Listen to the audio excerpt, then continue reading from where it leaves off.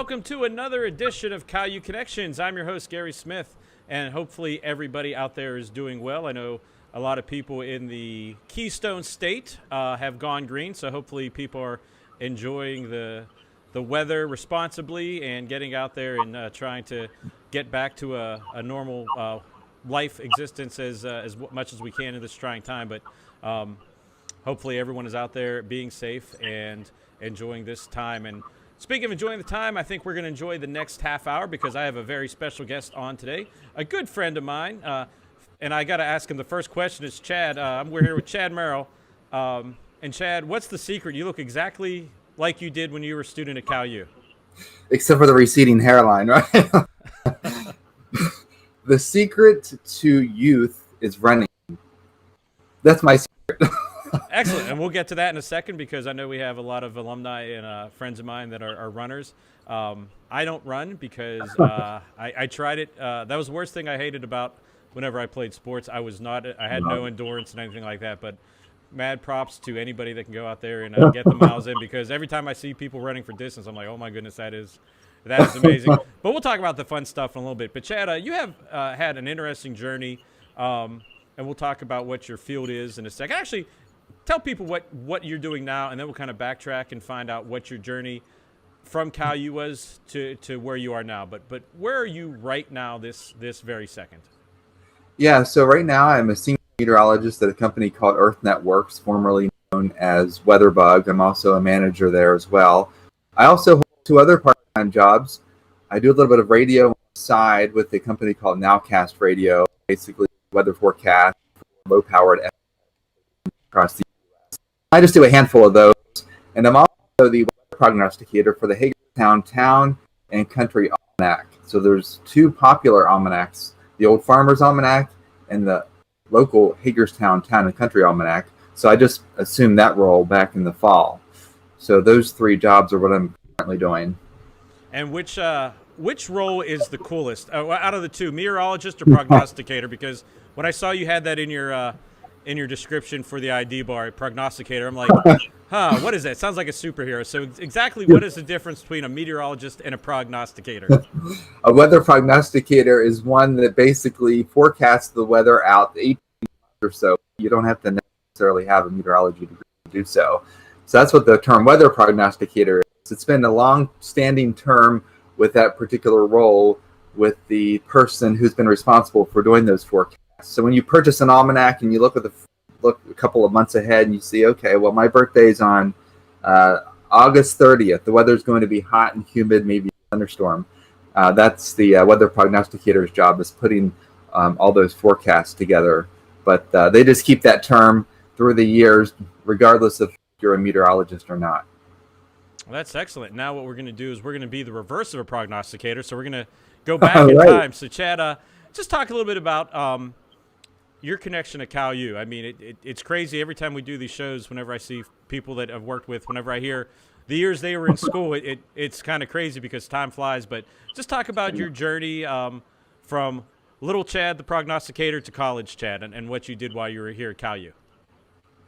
Yeah, so initially I graduated high school in 1998, and then I came to Caillou in the fall of 98, and I was there through 2002. So when I first began at Caillou, boy, everything seemed really big around campus, and I was intimidated by everything that was going on, and I was on my own for the first time, and I knew that I had to focus on my studies, and I got through the first year successfully, but I really didn't communicate with folks except for some of the folks in my classes, but I wasn't involved with anything outside of just studying. So as I went on with my sophomore and junior year, I got a lot more involved. There's so much to do on campus, and there's so many activities to be involved with. And my major in meteorology, I was also involved with forecasting in the Caillou Weather Center, which has been a big asset to the current role that I have as a meteorologist. But also, I was intrigued, and I obviously was going to the field of broadcast meteorology, so I got involved with CUTV, and I was able to do the weather forecast for CUTV.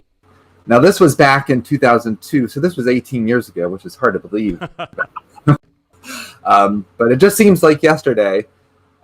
we would record the weather forecast in the studio, and then on a tape, those small tapes, DVC Pro, I think they were called, and then we would take the tape over to the studio. We would walk the tape over. I'm sure things have changed since then, but tell you what, CalU was a great experience, not only with all the different weather forecast shifts that I had with the Weather Center, which obviously forecasting is a big role of what I do right now, but it was great to be involved with not only CUTV and producing weather forecasts and working with Jim Loke was one of the anchors, and Laura Michalak. So I still remember those names. They're doing very well.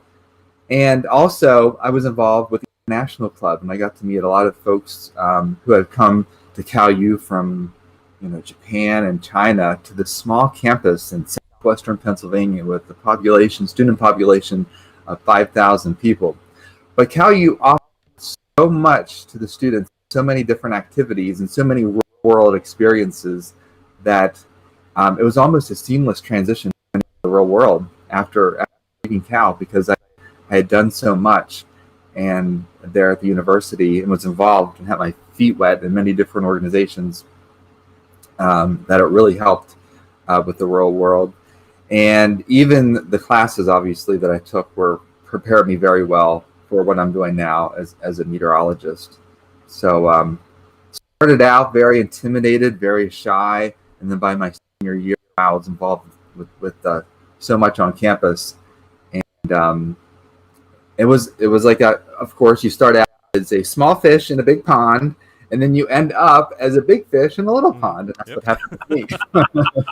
Or a big fish in the Mon River, since it's right on our shores. But you brought up a good point that through your experiences here at Cal with the meteorology department and here at CUTV, you basically graduated and hit the ground running. There was no wasn't a long feeling out process, finding your way. I mean, you were ready to go from day one. Yeah, I had so much on air experience. I graduated in May of 2002, and in the spring of 2003, March of 2003, I had my first job. So I initially worked in television, actually at the NBC affiliate, about an hour and a half to 2 hours east of CalU in Johnstown, Pennsylvania, at the NBC affiliate. So I actually had the opportunity to get a tour of that station while I was at Cal. And my grandparents they live in Frostburg, Maryland. And the cable network in Frostburg picks up Pittsburgh, Johnstown, Washington, D.C., Hagerstown, and Baltimore. So they're kind of in a very unique spot. So my grandparents told me that the meteorologist from the Johnstown station was in, and then I should apply. Well, I applied for the position, and that was just, everything's very timely in the media world. And it's about who knows what and if you're at the right place at the right time. So I initially got the job at WJAC in Johnstown. And actually, I started out as a part-time meteorologist, but the news director there offered me a full-time overnight news producer position. I had a little bit of experience producing news, but that was just in some of the classes I had. I never actually did news producing for CUT. I was always the weather guy there. So I learned the role, and I learned it pretty quickly. And I learned editing, which I had a little bit of experience with at CUTV. So the news director really wanted me to be the jack of all trades, where I could fill in as a meteorologist if it was needed, and it was needed on the weekends at times. But also I learned from the overnight producer who was currently there at the time how to write stories, because a lot of the morning news is rewritten from the day before to make it fresh and live and current, and also the editing. So I started there for a couple of years, but the news producing side just wasn't for me. I mean, I enjoyed it and I enjoyed the editing part, but I really loved the weather and I really wanted to get into full-time weather. So that's when I found a position in Hagerstown, Maryland, at the was the NBC affiliate now. They are independently owned at this point in time as we currently speak. So then I was there for a couple of years, and I did enjoy it. And then, interestingly enough, And I'll bring up another a person who helped me get the current job that I'm in, Alan Petko, Mhm. who was also involved with the Yeah, CUTV. yeah. Alan actually started working for WeatherBug when I was in television, and Hagerstown is about 45 minutes from Gaithersburg, which is where WeatherBug has been and currently still is, but now it's just a different name. So Alan told me, hey, they're looking for some part-time meteorologists here at WeatherBug. You should apply. Really? I'm like, wow, that's pretty cool. I can do that and be on television at the same time. Now, as you know as well, TV contracts don't allow you to work in another station within the same market. Hmm. There's a no compete clause, but this was an operational job, so I was able to fulfill that. So I worked part time there at WeatherBug while I was working full time at WeatherBug, and then I transitioned to full time at WeatherBug because they were looking to expand at the time, and that was a long time ago, 2008. Yeah, so I've been there since 2008. And at the same time, while I was working at the TV station, and I had a little bit. Well, I had a radio and TV announcing class at Cal U, which helped me in radio because I'm doing some radio work as well. But I also worked part time at Prettyman Broadcasting in Martinsburg, West Virginia, while I was working in television. And my job was basically to take the church services, which are recorded on cassette tape, and put them in the system so they run on Sunday. And I really wasn't doing it for the extra money as I was for the experience, because I wanted to get my feet wet in radio as well.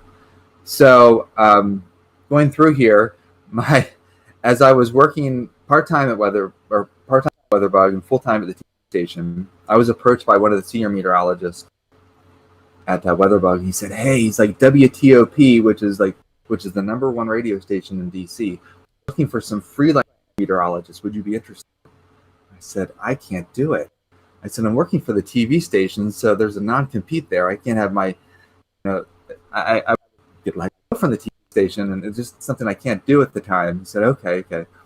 So eventually, when I got the full-time job at WeatherBug, they were still looking for freelancers, and I started working for WTOP, and this was probably 8 or 10 months after I had finished with the TV station. So I was working at WeatherBug and part-time at WTOP.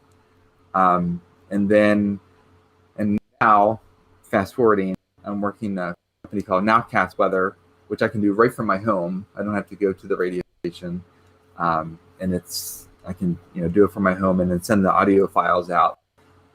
It's also amazing, I should say, how technology has and will continue to change in the future from what it was 18, 20 years ago to what it is now.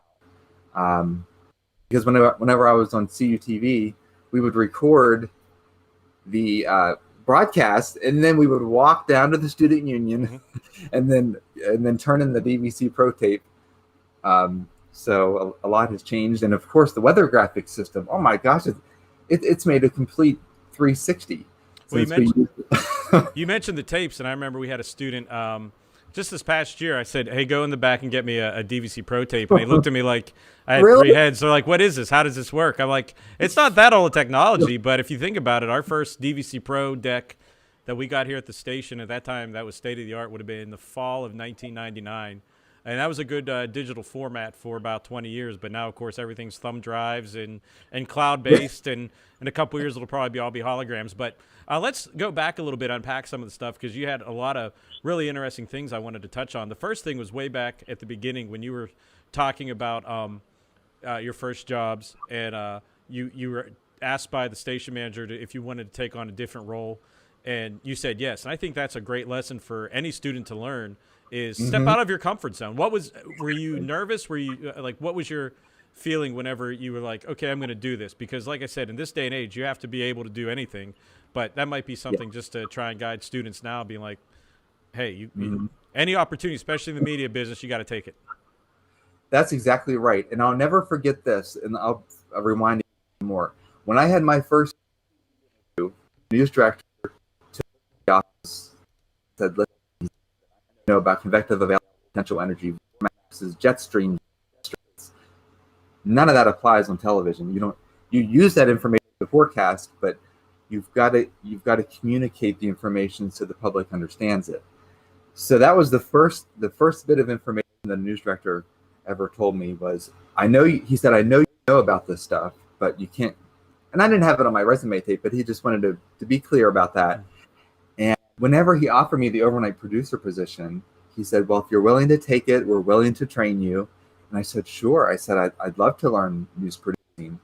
So yes, I did step out of my boundaries. And yes, I was nervous initially. I was initially working with the dayside producers on how to do editing and news writing. And I was a bit nervous at first.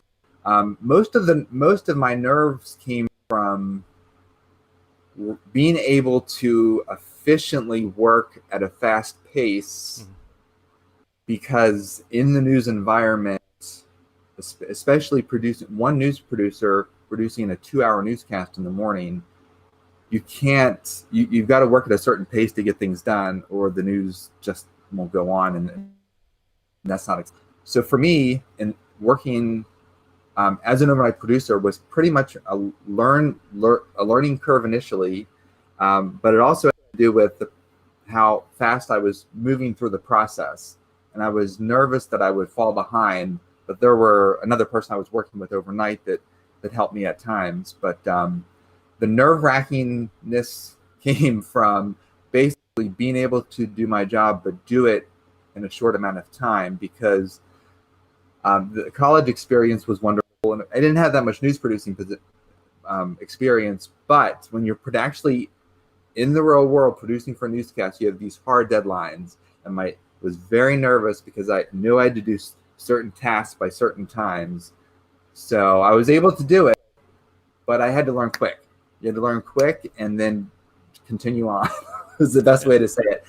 And having these real world experiences with CUTV was monumental in me being able to do this, because we had deadlines that we had to, have the weather videos produced by a certain time of day, and we had to take it down to the student union. So I had to assess in my day, here's my class schedule, here's my workload, here's when I need to get the video done, and take it down to CUTV. So all this background with CUTV helped with all these different deadlines that you have in the TV business. Yeah, in the real world, if 6 o'clock is coming, whether that tape or that package is done or not, so you better get it done. And also you have to learn to work with other people. It's not just, hey, I can do this all, but as the producer, you're overseeing everything. You're going to have to step in and do things, but you need to rely on other people. But that's fascinating. I think it's a great lesson for students and people just getting out in the real world. Don't be afraid to step out of your comfort zone. If you're still in college watching this, step out of your comfort zone, learn everything. Now, another thing I wanted to talk about is you mentioned the terms operational and broadcast meteorologist, and what are the differences? Because I know to a lay person, we think meteorologist, you think the person on TV in front of the green screen saying, okay, it's going to be, rainy today at 3 o'clock, tomorrow it's going to be nice, and if you're in Pennsylvania, Friday it's probably going to snow. But what are the differences between the operational side and the broadcast side? Yeah, that's a very good question. Broadcast meteorologist or television meteorologist or radio meteorologist. Operational meteorologists are those that prepare the weather forecast in smaller facilities. National Weather Service meteorologists. So basically any written forecast that you see on a phone application, it does come from a computer, but it's massaged by a meteorologist that's behind the scenes. So operational meteorologists are those that work for small private companies like myself or the National Weather Service. Those that you don't see on television that produce the forecast, these phone applications, on the Weather Channel, you see these forecasts as well. So those are behind the scenes meteorologists, and the number one field in that would be the National Weather Service. And there's other small companies like the one that I work for. So basically behind the scenes that are not on television. Now, if you were a student, if you were to come back to a recruitment thing or at CalU, or a student out there watching this now, and wanted to get into the operational side of meteorology, what would like the school path be, and what would be the path to maybe kind of take? Because I know, especially in this day and age, it's not a direct, hey, I'm getting out of school, here's a job. There's a certain steps you have to take. So Yeah. if I'm in school, what would I take to become a operational meteorologist? Yeah, so the courses that you take for operational meteorologists is a lot of math and science courses, but it's really focused on heavily with math courses because operational meteorologists have to dive into data and cater forecasts to specific clients, or in National Weather Service case, they cater the forecast to the public, but they actually get behind the scenes and they do a lot of the analytical side of things to produce the forecast. So there's a lot of heavy weight with respect to math and obviously the science courses you take in meteorology. And the advice that I would give incoming students is to become a member of the American Meteorological Society. And each year they have a large conference that's usually in a big city. This past year, I've gone to a conference and actually presented with Earth Networks, and that was in Phoenix, Arizona. But these large conferences also have smaller student conferences. So students are able to produce a poster focusing on a certain area of meteorology, and you have all of these professionals that walk around the poster session and get information from the students. So it's a great way to interact with professionals in the operational side to help to perhaps get your foot in the door for a job. So just like in the TV industry, where if you want to pursue a TV job, then you want to do an internship, which I did an internship while I was at CUTV with the station that I actually got hired at in Hagerstown. You want to work in the television industry, then you go actually into the television field and you work alongside a TV meteorologist internship. In the operational field, I would advise students who are in their junior and senior year to do a poster presentation on some aspect of meteorology, present it at the American Meteorological Society conference, and that gets your foot in the door with operational meteorologists, because that's one of the biggest conferences there is each year, and it's at a large city in the United States, usually. Well, we have a few more minutes, Chad, and we've talked a lot about meteorology and science and jobs, but let's talk some fun stuff now. Away from the hustle and bustle and the grind of your daily routine, you mentioned at the top of the show you're a runner. What have you run marathons, 5Ks? What's your specialty in the old on the old asphalt?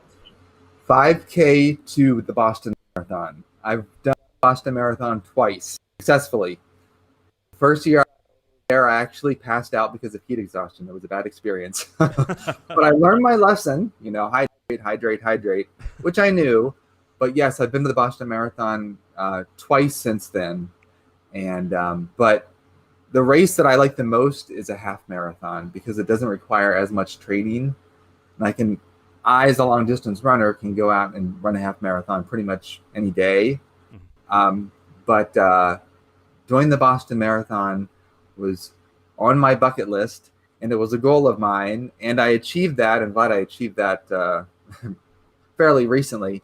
I was not there the year of the bombings, but you have thousands of people cheering you 26.2 miles all the way to Boston. And I kid you not, when you're within 2 miles of the finish line, it's like you're at a huge conference. Your ears are ringing because people are cheering you on that much. It's a great experience. That sounds amazing. Now, how did you get into running? Was it just something, did you grow up running, or high school, or just something that, tell us the experience. How'd you get onto the track? Yeah, so you know what? My oldest sister got into running first, and then my she's actually older than me, but my younger sister, I should say, she also ran, and she encouraged me. I was very timid and shy until my sophomore year at Cal U, but she actually got me into running because I would come home, study, and that was it, and eat, go to sleep. I had a routine that did not include much interaction. So when I was in my junior year, actually it was in freshman year, she encouraged me to start cross country. She was on the team as well, so she took me under her wings. So from freshman year to senior year, I ran cross country and I ran track. I'll admit, I did not enjoy it. I ran because she wanted me to, but I just did not enjoy it. So many people have asked me over the years, did you run in college? I actually did not. I ran on my own when I was a cow, but I just realized that I wouldn't have enough time to factor that cross country and track into everything I was doing. And I didn't want to fall behind with my grades and so forth. So then after I graduated, a couple of years after I graduated, it came to me one day, literally like the end of June. I'm like, I'm going to get out and run. It just came to me like I kind of hit a point where I wasn't overweight or anything, but I just wanted an additional activity.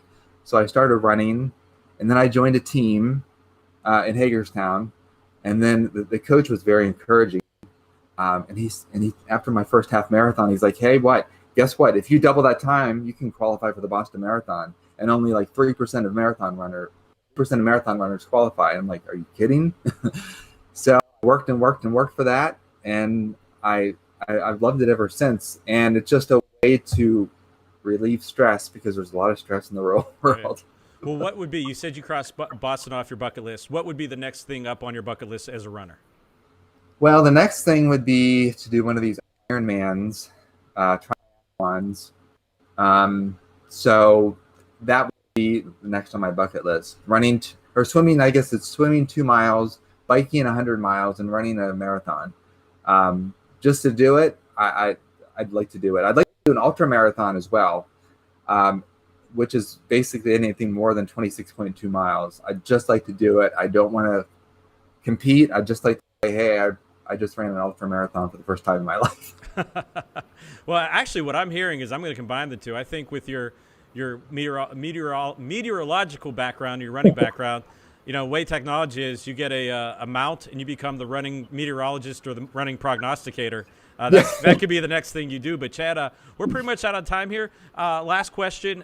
If you have any advice for any students either looking to come to Cal or go to college or follow in your footsteps in a minute, what would be the very short pitch to do so? Yes. The short pitch is, you always want to spread your wings, and you always want to do more than what you think you can do. And CalU offers that, where you can do many different tasks and join many different clubs. So I would say, if you're on the fence about going to college because you're intimidated or you're shy, go, enjoy it, expand, do other tasks that you don't think that's possible, and you'll definitely come out ahead, because you'll have learned so much from every different organization that you're involved in. And I would say go for it.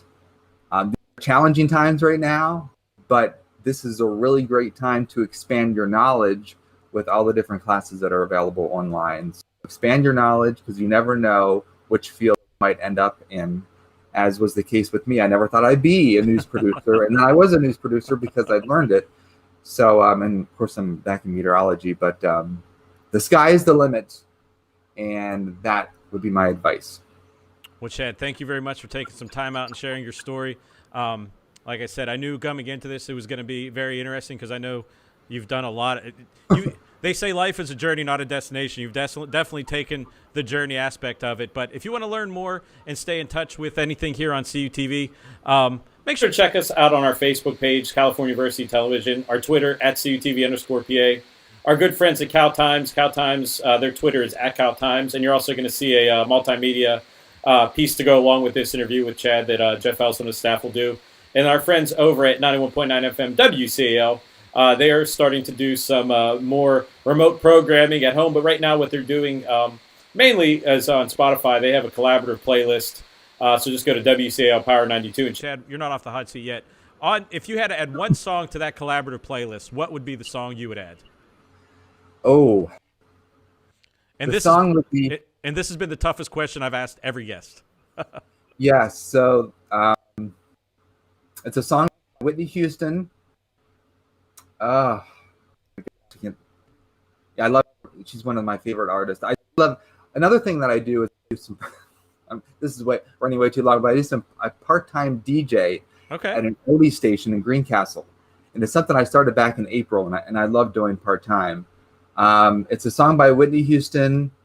The name of it escapes me right now, but it's a good race song about going above and beyond what you think you can do. Um, We could just say any Whitney Houston song. We'll say Any Whitney Houston Houston song will do. So Yeah. there you go. Go onto the playlist, and if you see Whitney Houston on there, you know Chad's probably the one that put it on there, or me. Maybe I'll go on. We'll play a little choke on everybody. But Chad, thank you very much for being a part of this show, and you're always a guest. And when you get the running prognosticator going, like I said, I think that needs to happen. We'll gladly have you back on. So for Chad Merrill, I'm Gary Smith. You've been watching Cal U Connections right here on CUTV and CUTV Sports 1.